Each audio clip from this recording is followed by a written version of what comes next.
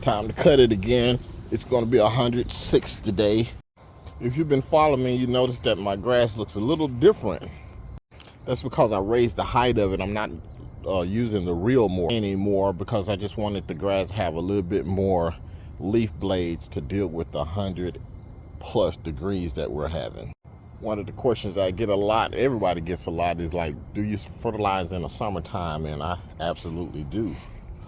I don't know if you can tell, but there's a green patch right here where I dumped a bunch of fertilizer.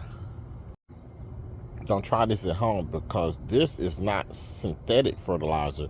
It was organic fertilizers, and that's the subject of today's video. As I drive through the city and see people on social media or their lawns, a lot of the lawns in our area, my area, which is Texas, are completely brown. And that's despite a lot of these lawns getting a pretty good hefty dose of watering, and it still is brown.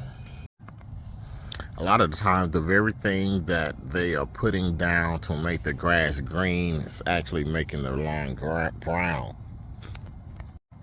It's the synthetic fertilizer. So when I get the question, should I fertilize in the summer?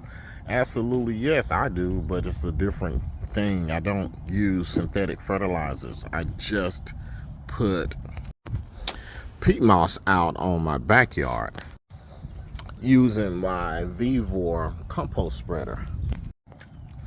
I've also used this fish fertilizer, and to give it a green pop, I also use liquid iron. I can use that at any point that the grass is growing, no matter how hot it is, because it's not going to burn it. And judging from how high the fertilizers are, I see them up to like $79 a bag, which is ridiculous. Depending on how large your lawn is, you could be going through $79, easily in a month at spoon feeding.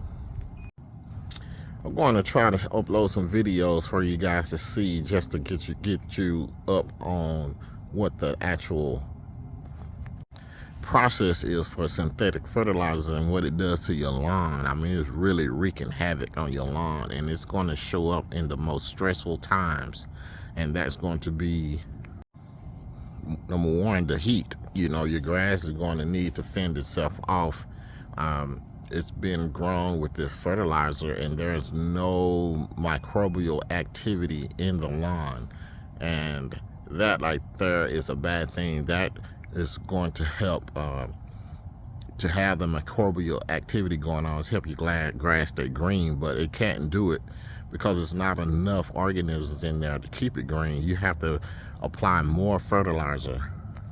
Most of the lawns out there are surviving off the fertilizer that they use, the NP&K, because the natural process is being eliminated. You kill all the microbes in the lawn. A lot of people bag their lawn, and then we take the dethatcher and take the thatch out, which is beneficial organism inside the thatch. So we take that out.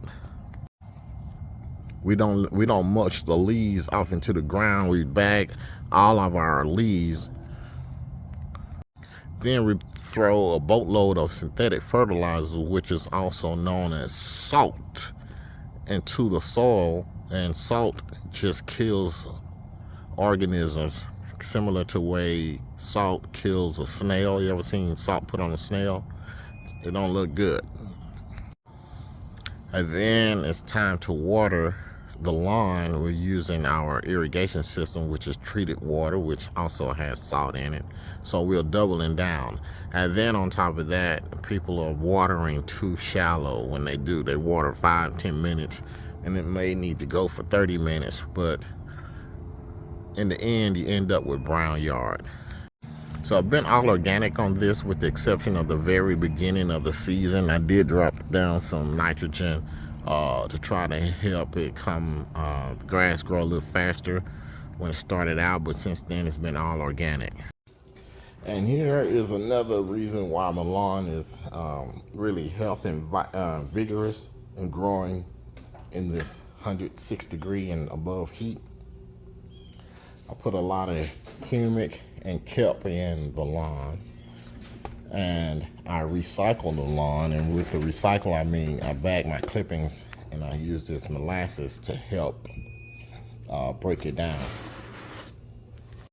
So yeah, I got a lot of other stuff going on with this lawn, but in general, it's been all organic, and that's the difference between the lawn here and the grass that's outside in the pasture at the back of the house.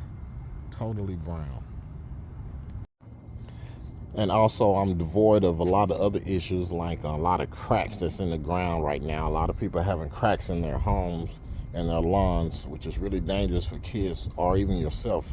Mowing the lawn or running out on the lawn is really dangerous. But I'm void of that, and all that is stemming from the practices that I use. Anyway, it's not a big knock on the fertilizers, the synthetic. You just have to know how to use them, which is it's not exactly easy doing the synthetic fertilizer, especially if you're a new homeowner. It's not really user friendly, and there's a entire thing that you have to do. It's not just get it and throw it down, as some people say. It's not that simple. But on the organic side, I can throw that stuff out just like it says, throw it down. I can throw that stuff down regardless of how much of it I'm putting in, because what happens with the organic fertilizer, it stays in the lawn. It is not in a ready to absorb state. And the ready to absorb state, that stuff moves around and evaporates, and it gets in the air system. It gets in the air and it gets in the water system. So that's the biggest difference between the two. Much more user friendly.